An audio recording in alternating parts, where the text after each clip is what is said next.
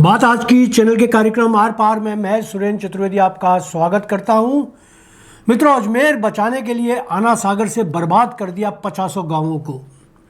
बोराज को सियासत की नाट्यशाला बनाने वाला कोई एक नेता नहीं जा रहा किसानों की बर्बादी देखने। काश देवनानी बघेल, अशोक गहलोत, दिया कुमारी या धर्मेंद्र राठौड़ एक बार जाकर तो देखें गांवों की तबाही के मंजर। अशोक मलिक जी, क्या आना सागर की वेटलैंड बचाना ही काफ़ी है? जरा दूसरी लैंड्स भी बचाइए। अजमेर की बाढ़ को बचाने की प्रशासनिक चालाकी अजमेर के आसपास वाले गांव वालों को भारी पड़ रही है। स्थानीय नेताओं और जनता के गुस्से से बचने के लिए प्रशासन गरीब और भोले किसानों की तकदीर फोड़ रहा है। लगातार लंबे समय से आना सागर के गुस्से को दबाने के लिए उसे खाली किया जा रहा है, जिससे निकाले जाने वाला पानी शहर से दूर आसपास के गांवों में तबाही मचा रहा है। हैरत इस बात की है कि कोई स्थानीय जनप्रतिनिधि इस दिशा में एक शब्द अपने श्रीमुख से नहीं निकाल रहा।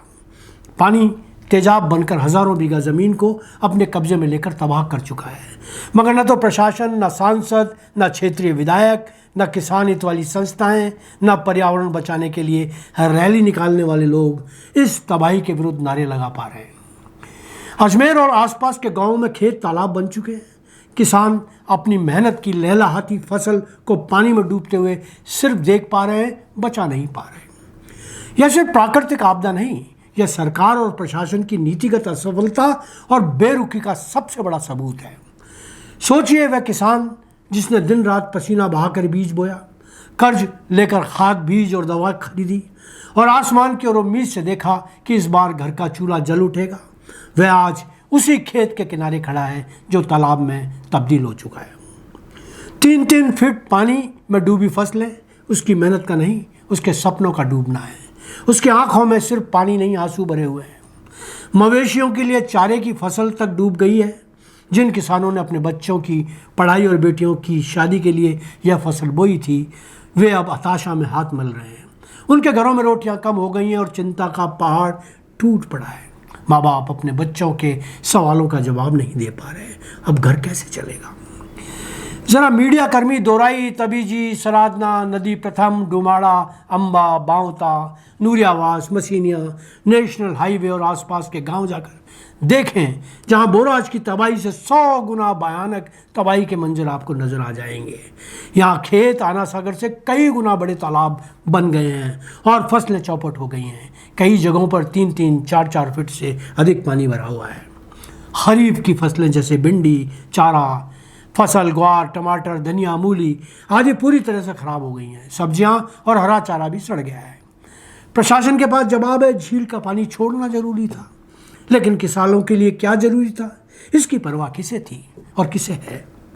सरकार शहर बचाने में लगी रही है, लेकिन गांव और किसानों को डुबो देना उसे मामूली बात लग रही है। सरपंच और ग्रामीण लगातार गुहार लगाते रहे कि पानी का बहाव कम किया जाए, मगर उनकी आवाज़ अनसुनी कर दी गई। यह किसान केवल अपनी फसल नहीं बल्कि अपना भविष्य खो बैठा है। उसकी उम्मीद टूट चुकी है। वह अब कर्ज के बोझ तले दबा है और सरकार मुआवजे के नाम पर सिर्फ बयानबाजी कर रही है। अगर सरकार और प्रशासन के लिए किसान की मेहनत कोई कीमत नहीं, तो फिर किसके लिए है? आज ज़रूरत है कि सरकार तात्कालिक राहत पैकेज घोषित करे, किसानों का कर्ज माफ़ करे और ऐसे जल प्रबंधन के कड़े नियम बनाए जिससे किसान दोबारा इस तरह तबाह ना हो। किसानों की तबाही कोई आंकड़ा नहीं, यह इंसानी दर्द है। वह दर्द जो खेत में खड़े हर किसान की डबडबाई आंखों और सूनी झोंपड़ी से छलक रहा है, और यह दर्द सरकार की बेरुखी की सबसे बड़ी गवाही है। पिछले दिनों अजमेर का बोराज बांध टूटा और लोगों ने तबाही का जो मंजर देखा, उसके लिए राहत पहुंचाने वाले नाटक भी सामने आए। नेताओं की नाट्यशालाएं लगी। विधायक, मंत्री, पूर्व मुख्यमंत्री अशोक गहलोत और उनके नाट्योपासक धर्मेंद्र राठौड़ ने भी नाटक का दूसरा भाग मंचित किया। उप मुख्यमंत्री दिया कुमारी ने भी आंसू बहाए, मगर इनमें से कोई गांवों की तबाही के मंजर देखने नहीं पहुंचा। काश शोर शराबा मचाकर अखबारों में सुर्खियां बटोरने वाले ये नेता अजमेर के आसपास बर्बाद हुए गांवों की व्यथा कथा भी सुने। सच तो यह है कि हर नेता अपनी विधानसभा क्षेत्र के मतदाताओं को अपने चमत्कार दिखा रहा है, जैसे गांव के लोग तो किसी नेता के मतदाता हैं ही नहीं। आज इतना ही, धन्यवाद।